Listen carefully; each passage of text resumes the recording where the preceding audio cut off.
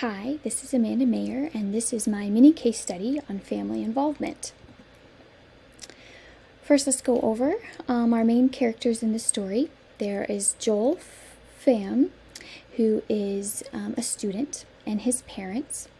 There's Mr. Rolnick, who is the teacher, and his colleague, Miss Smith. The situation is that Mr. Rolnick is trying to get Joel's parents more involved in their son's education. Mr. Rolnick has believed that family involvement is integral to student success, and so he has provided multiple opportunities for parents to volunteer, such as shelving library books or updating bulletin boards. He's even provided opportunities for those that can't make it to school, such as preparing materials for school events. The problem is that Mr. Rolnick believes that Joel Pham's parents should be more involved in their son's education and is frustrated that even though he's provided multiple opportunities, that they haven't taken him up on any of those opportunities to volunteer and become involved. He doesn't understand why they're not more involved. Mrs. Pham works at a company that allows paid time off to volunteer. He knows that although they are ethnically Vietnamese, Mr. and Mrs. Pham were raised in the U.S., so language is not a barrier. There was an instance where Joel, the student, wanted to work with a classmate for a science fair project, and Mr. Rolnick requires parental approval from both ends so that it's fair and that each student gets what they need. When he reached out to the Phams, they suggested that they all meet together to plan and devise a plan for the project. Mr. Pham said he would just speak with Joel at home instead. This frustrated Mr. Rolnick. He couldn't believe that Mr. Pham could be so passive about his son's education. When he went to his co-worker, Mrs. Smith, who had taught in the school for multiple years, more than 25 years, with his frustrations about the Phams and their involvement, she suggested that the lack of involvement from the Phams could stem from their own experiences from when they went to school. Some of the teachers at that time were not as supportive of students from other cultures and backgrounds, and this could possibly be part of their reluctance to become involved at the school. So if we look at our questions, question 1 says, Mr. Rolnick provided various opportunities for students' parents to volunteer, but Mr. and Mrs. Pham did not volunteer in these ways. Mrs. Smith suggested that one reason for their lack of participation might be their own experiences as students in the school. What are other factors that might be keeping them from volunteering? There's multiple different things that could be keeping them from volunteering. There could be ethnic ideas and understandings of their educational system and their roles, their respect for teachers versus what their role of parents should be and how involvement looks like. It could be possible that they're just not comfortable. Maybe they have some anxiety of being in new places or being in somewhere that they're not for sure how it's going to be. I know we all get that way at times. I much prefer going to a new place and a new situation with someone that I know and can kind of buddy with me in that situation. Maybe they have anxiety about missing work, and even though Mrs. Pham's work allows for them to volunteer and to be paid for that, maybe just the idea of missing work and being behind is too much for her to overcome as far as coming into the school. They might believe that they are involved in their child's education and that they check in with him at home. Mr. Rolnick has no idea what the conversations are in the home, and they believe that they are sufficiently involved and keep track of and are updated on Joel's education, and that's how they see their role. Describe any personal experiences that you have had with a similar occurrence. Over the years, I've had parents that were super involved and wanted to be in the classroom all of the time, came in weekly or monthly to read or to be in small groups or to help assist with a project. And I've also had parents that just weren't. They either because of their jobs or because of language barriers or because of time, they weren't able to do so. My own experience, I have not been able to volunteer in my children's classrooms as much as I would like, because I'm teaching at the same time that they need volunteers, and so I miss out on a lot of the Thanksgiving dinners and the class parties and those sort of things that I would love to be at, but because I have my own students in my own classroom, and I'm not allowed to make it to a lot of those things. So I try to be involved in other ways, but to some teachers it might look like that I'm not involved because it just doesn't allow for me to be able to do that very easily. Question number 2.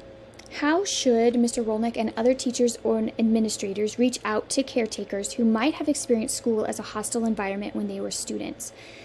I think it all starts with that, building that relationship from the time that the students and the parents walk into the school. The school should be a welcoming environment. They should be greeted when they come into the school.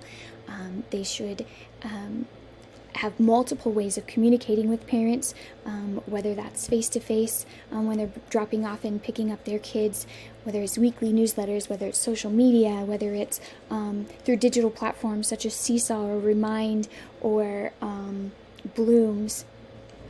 Just multiple ways of communication and getting all of that out to parents, letting them become aware of ways that they can be involved, making them feel comfortable and part of the school family. And realizing that as a teacher and as an administrator, you value the parents as a partner in their child's education, and that you value that, and you expect that, and you want that, and to build that relationship from the beginning so that that's there, so that they realize the school is a great place and that you really do need their support, so that you can best serve their child. How would the staff even know that this was a barrier? Again, it's building that relationship.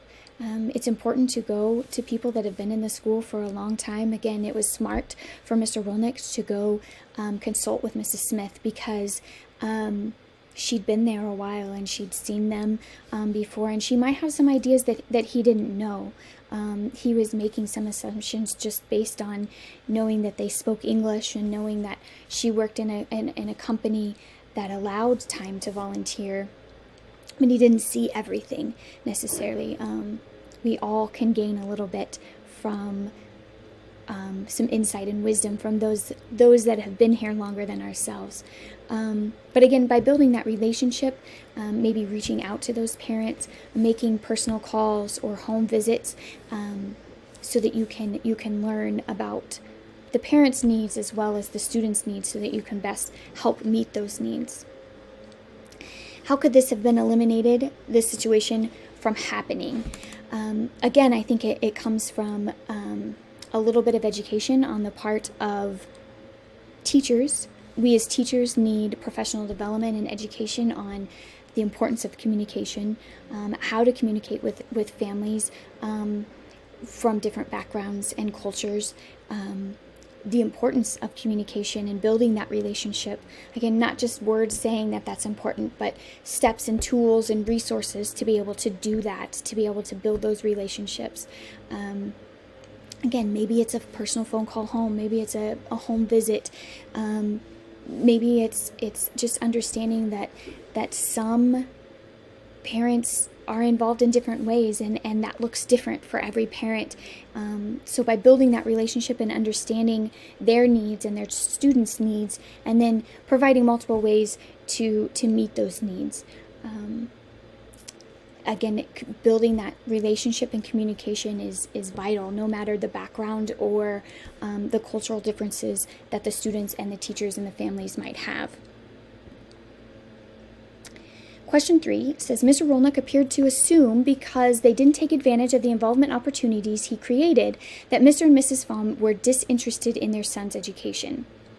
What are some ways parents can be involved and demonstrate interest in their child's education other than volunteering at school? There are multiple ways that parents can be involved that teachers might not even see. It could be simple as checking their child's backpack and emptying their homework folder or emptying that take-home folder. I teach a younger grade, and so you know that sometimes that doesn't get done, and sometimes there's months worth of papers in the child's backpack, and there's some that are cleaned out every night, and you know that it was at least looked at and checked, and that's one way. You might not ever talk to that parent, but just knowing that that child's backpack has gone through and cleaned out is good.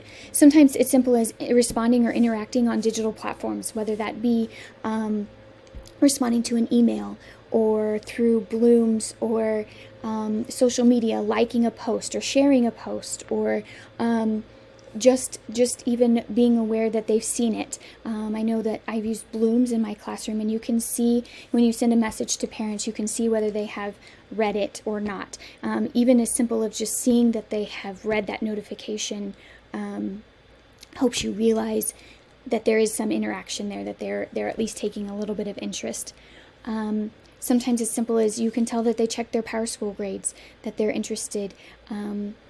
Sometimes it's as simple as sending supplies for projects. I know that I do that a lot with my children's involvement, because I can't be there physically to help them with the project, but I will be the first one to sign up to send popsicle sticks or snacks or those sorts of things. So there's a lot of ways that a parent can be involved. Even just having conversations with their children about what the school day was like, how is their homework, making sure that students are doing homework and sending those back, checking and asking why a test didn't go as well as they would have liked.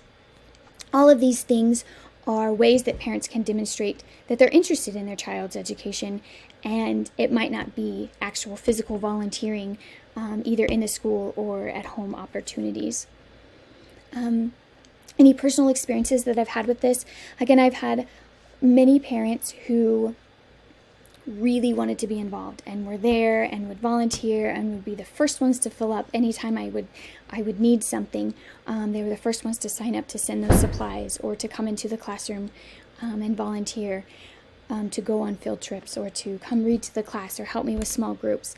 And then there were some that just didn't, and sometimes that meant that, again, they would do things at home. Sometimes they didn't, and sometimes they didn't even send snacks. Again, I teach kindergarten, and so snacks are important, but I knew that there were families that just wouldn't send snacks when it was their child's snack day. And whether that was they weren't able to, or they forgot, or it was a burden financially on them to do so, but that didn't mean they weren't interested in their child's education. Again, you can tell that they were involved by their response to an email, or their response to something you sent out, whether they liked the post or not. So there's, excuse me, multiple ways that a parent can be involved and not actually be in the school. Thank you so much. Have a great day.